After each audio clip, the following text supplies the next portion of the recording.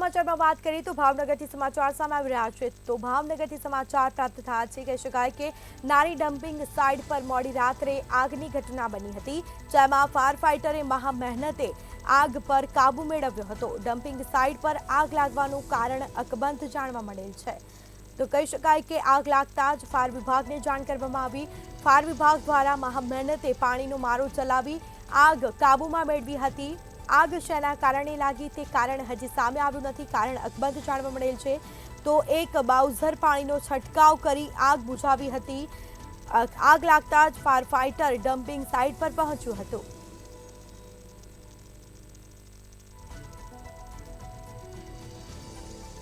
તો ભાવનગર નારી dumping site પર મોડી રાત્રે આ આગની ઘટના બની છે।